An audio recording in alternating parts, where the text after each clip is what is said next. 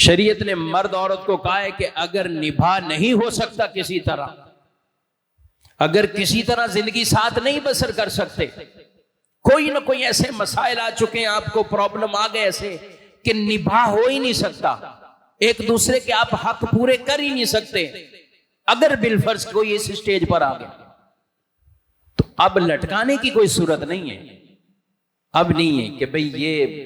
لٹکا کے آپ رکھیں۔ شوہر کو ہے کہ یا آسان طریقے سے طلاق دے دے، ایک طلاق دے کے اس کو عدت گزارنے دے، جب عدت گزر جائے گی اور عدت ختم ہو جائے گی وہ نکاح سے ویسے ہی باہر ہو جائے گی، 3 طلاقوں کی بھی حاجت ضرورت نہیں ہوتی، اور نہ ہی 3 طلاقیں آٹو سسٹم پر پڑ جاتی ہیں۔ کچھ لوگ سمجھتے ہیں 3 مہینے بعد ویسے ہی 3 ہو جائیں گے، آدھے لوگ یہ سمجھتے ہیں میاں بیوی ناراض ہیں 6 مہینے ناراض ہیں تو بھی ہو جائے گی، سال ناراض ہیں تو بھی ہو جائے گی، 5 سال گزر گئے تو او بھائی یہ طلاق کوئی آٹو سسٹم پر نہیں، یہ مینول ہی ہے، جب شوہر دے گا تو ہی ہوگی، جتنی دے گا وہی ہوگی، ایسا نہیں ہے کہ ایک دی تو ہم کہیں 3 مہینے بعد 3 ہو جائیں گی، 2 دی تو 3 ہو جائیں گی، نہیں، جب 3 دے گا تو 3 ہی ہو جائیں گی، چاہے ایک وقت میں دے چاہے بار مختلف اوقات میں دے، لیکن بہتر طریقہ وہی ہے جو میں عرض کر رہا ہوں، ایک دیں آپ چھوڑے رکھیں، یعنی یہ انداز ہو سکتا ہے۔ دوسرا یہ ہے کہ خلا جو شریعت مطہرہ نے خلا کو مقرر کیا اور اس کو رکھا ہے، یہ ہے کہ عورت خود خلا طلب کر لے، مرد طلاق نہیں دے رہا لیکن عورت طلب کرنا چاہتی کہ مجھے خلا دے دے۔ اب اگر کوئی ریزن ایسے ہیں کہ واقعی ان کا نبھا یوں نہیں ہو سکتا کہ یہ آپس میں شرعی حدود کو قائم رکھ سکیں، تو پھر خلا بھی عورت لے سکتی، لے گی شوہر سے، خلا بھی لے سکتی۔ اب طریقہ اس کا یہ ہے کہ یہ حق مہر وغیرہ جو اس نے لیا ہوا ہے یہ شوہر کو واپسی کر دیں، تمہارا یہ حق مہر ہے اور یہ تم لو اور مجھے تم خلا دے دو، اور اس پر وہ ایگری ہو اور خلا کا یہ معاملہ ہو جائے، یعنی طلاق ہو یا خلا ہو، میں نے عرض کیا کہ لینا شوہر سے ہی ہے اور شوہر اس بات پر ایگری ہو جائے، اور جو شوہر یہ کرتے ہیں کہ ہم نہ طلاق دیں گے نہ خلا دیں گے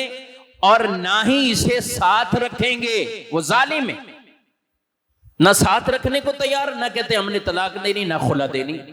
آپ شرعی حدود کو کراس کر رہے ہیں، اللہ کی بارگاہ میں آپ بڑی پکڑ اور گرفت میں آئیں گے۔ بھائی نہیں نباہ ہو سکا، شریعت نے ایک آپشن یہ رکھا ہے نا، یہ نہیں رکھا کہ ہر ایک کی زندگی خراب کر دو، پوری زندگی آپ کو یوں ہی ستانا ہے، دونوں طرف کے لوگوں کو کہہ رہا ہوں۔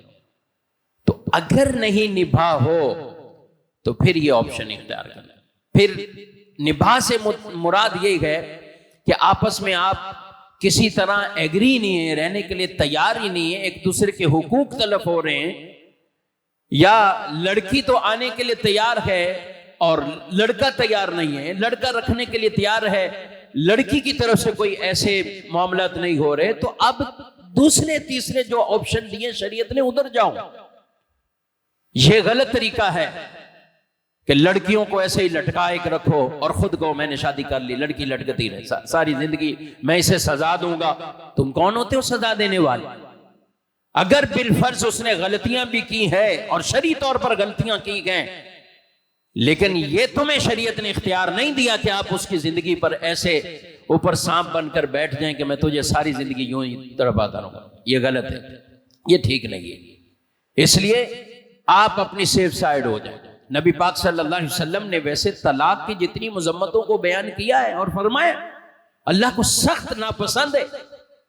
اور رسول اللہ صلی اللہ علیہ وسلم نے فرمایا جو بیوی بغیر کسی وجہ کے شوہر سے طلاق مانگے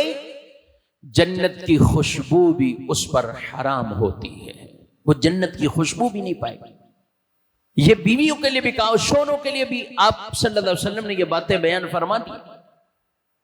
مگر اس کا ہرگز یہ مطلب نہیں کہ نہ ساتھ رہیں، نہ گھر بسائیں اور نہ